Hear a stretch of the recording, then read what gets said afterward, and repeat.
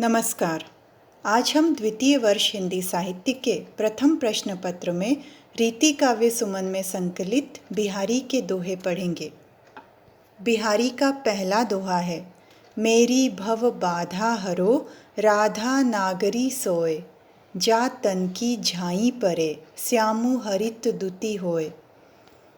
वह चतुर राधिका जी मेरी भव बाधाओं को, मेरी सांसारिक विपत्तियों को दूर करें, जिनके तन की परछाई मात्र पड़ने से, जिनके तन की झलक पड़ने से ही स्वयं श्याम, स्वयं कृष्ण जो जगत के नियंता हैं, वो हरी भरी आभा वाले हो जाते हैं, अर्थात प्रसन्न हो जाते हैं। वे राधिका जी मेरी भव बाधाओं का हरण करे, मेरी सांसारिक विपत्तियों को दूर करे। इस दोहे में बिहारी ने चतुराई का परिचय दिया है। वो सीधे सीधे कृष्ण से प्रार्थना नहीं करते, राधिका जी से प्रार्थना करते हैं कि वे चतुर राधिका जी उनकी सांसारिक विपत्तियों को दूर करें, जिनकी परछाई मात्र पड़ने से स्वयं कृष्ण हरी भरी आभा वाले, हरे भरे प्रसन्न हो जाते हैं। इस दोहे के आधार पर कहा जाता है कि बिहारी को रंगों का अच्छा ज्ञान था। राधा का गौरवर्ण और कृष्ण का श्यामवर्ण मिलने से जो हरा रंग बनता है, उसका वर्णन बिहारी ने इस दोहे में किया है। अतः इस दोहे में श्लेष अलंकार माना जाता है। दूसरा दोहा है, मोर मुकुट की चंद्रकनी यों राजत नंद नंद। नंद के पुत्र कृष्ण के सिर पर मोर मुकुट की चंद्र किरणें ऐसे शोभित होती हैं, मन शशि शेखर की अकस, किय शेखर सतचंद।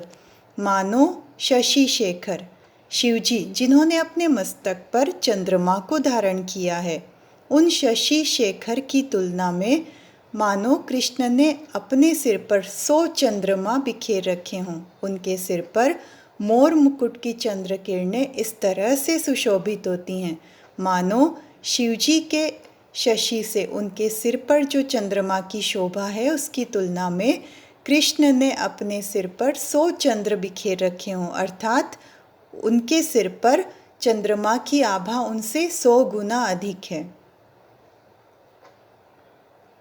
अगला दोहा है, तंत्री नाद कवित रस सरस राग रति रंग, अन बूढ़े बूढ़े तरे जे बूढ़े सब अंग।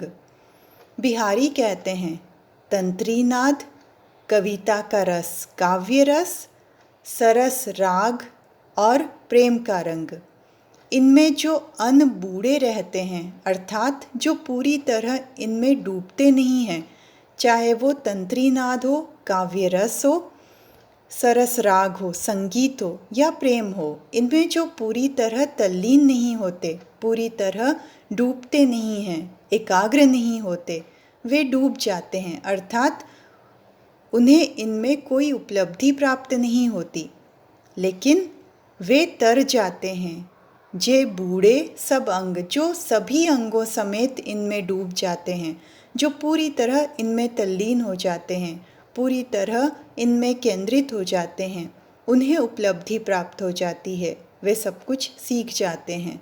तो जो पूरी तरह अपने को इनमें डुबो देते हैं, वो पार हो जाते हैं। लेकिन जो बाहर बाहर से इन्हें सीखना चाहते हैं, इनमें लीन होना चाहते हैं, उन्हें कुछ भी प्राप्त नहीं होता। इस दोहे में विरोधाभास अलंकार है। देखने पर विरोध लगता है कि जो बिना डूबे हैं वे कैसे डूबे, और जो डूब गए वो कैसे पार हुए। लेकिन जब अर्थ करते हैं तो यह विरोध समाप्त हो जाता है। इसी कड़ी में बिहारी का अगला दोहा है, कोटि जतन कोऊ करे परे न प्रकृति ही बीचू।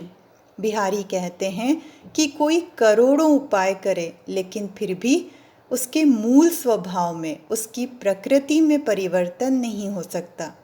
नल बल जल ऊंचे चढ़े अंत नीच को नीचू। उदाहरण देते हुए कवि कहते हैं कि जैसे नल का जो जल है वो बलपूर्वक ऊपर चढ़ाया जाता है, लेकिन उसका अंत तो नीचे ही है, उसकी स्वाभाविक गति तो नीचे की ओर ही रहती है। इसलिए कोई करोड़ों उपाय करे लेकिन उसके मूल स्वभाव में, उसकी मूल प्रकृति में अंतर नहीं आ सकता। बिहारी भक्ति, नीति और श्रृंगार इन तीनों दोहों के लिए प्रसिद्ध हैं। कहते हैं कि उनके काव्य में भक्ति, नीति और श्रृंगार की त्रिवेणी बहती है। साथ ही बिहारी के लिए यह भी कहा जाता है कि उन्होंने दोहे जैसे छोटे छंद में गंभीर भाव भर दिए हैं। इसीलिए बिहारी के दोहों को हम गागर में सागर कहते हैं।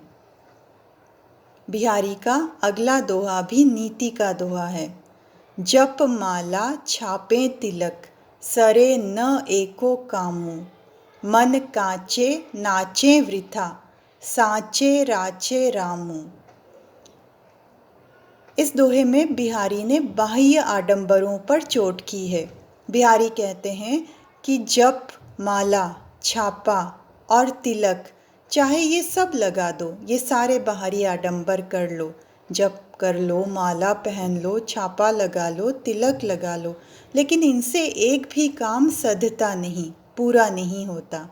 मन कांचे नाचे वृथा, अगर हमारा मन कच्चा है, एक जगह केंद्रित नहीं रह सकता, साधना नहीं कर सकता, तो वो व्यर्थ ही नाचता रहेगा, भटकता रहेगा।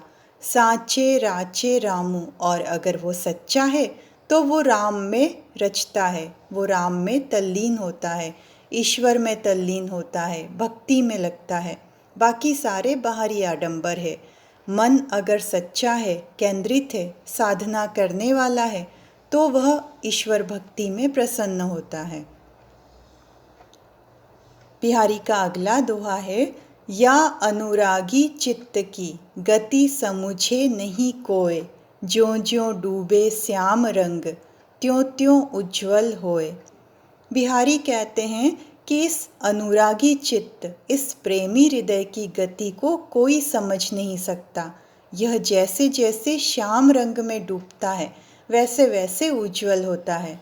इस दोहे में भी विरोधाभास का प्रयोग है, क्योंकि श्याम रंग में डूबने पर तो कोई भी वस्तु श्याम होती है। काला रंग दूसरों पर चढ़ता है, लेकिन दूसरों पर काला रंग हमेशा दूसरों पर चढ़ता है, लेकिन काले रंग पर कोई और रंग नहीं चढ़ सकता। लेकिन ये कृष्ण प्रेम का रंग है, श्याम रंग है। तो कवि कहते हैं कि ये जो मेरा प्रेमी हृदय है, उसकी गति को कोई नहीं समझ सकता। यह जैसे जैसे कृष्ण के प्रेम में डूबता है, वैसे वैसे उज्ज्वल होता है। इसकी कलुषता दूर होती है, इसकी कालिमा दूर होती है, इसके जो विकार हैं, जो बुराइयां हैं, वो दूर होते हैं। इसीलिए वह जैसे जैसे कृष्ण प्रेम में डूबता है, वैसे वैसे उज्ज्वल होता है। बिहारी का अगला दोहा नीति का दोहा है। जिन दिन देखे वे कुसुम, गई सुबीती बहार, अब अली रही गुलाब में, अपत कटीली डार। बिहारी कहते हैं कि जिन दिनों में हमने इन डालों पर फूल खिले हुए देखे थे, वह बहार के दिन बीत गए, वह बहार चली गई। हे भ्रमर, हे अली, अब तो गुलाब में सिर्फ पत्तों से रहित कंटीली डाल रह गई है। वास्तव में यह दोहा अन्योक्ति है। यहाँ बताया गया है कि जब वैभव के दिन थे, सुख के दिन थे, वह बीत गए। अब तो यहाँ पत्तों रहित कंटीली डाल अर्थात कष्ट और विपत्ति ही रहे हैं। बिहारी का अगला दोहा भी नीति का दोहा है। कनक कनकते 100 गुनी, मादकता अधिकाय, वह खाए बौरा थे, यह पाए बौराए। बिहारी कहते हैं कि कनक और कनक, सोने में धतूरे से 100 गुना मादकता अधिक है। एक कनक का अर्थ है सोना, स्वर्ण, और दूसरे कनक का अर्थ है धतूरा। बिहारी कहते हैं कि स्वर्ण में धतूरे से 100 गुनी मादकता अधिक है, क्योंकि धतूरे को तो खाने के बाद संसार बोराता है, पागल होता है, लेकिन स्वर्ण को तो पाने के बाद ही बोरा जाता है, पागल हो जाता है। सोने का नशा धतूरे से भी ज़्यादा है। यह दोहा यमक अलंकार का प्रसिद्ध उदाहरण है, क्योंकि इसमें दोनों कनक के अलग अर्थ हैं। बिहारी का अगला दोहा भी नीति का दोहा है। बड़े न हूजे गुनन बिन, बिरद बड़ाई पाए, कहत धतूरे सो कनक, गहनो गढ़ियो न जाए।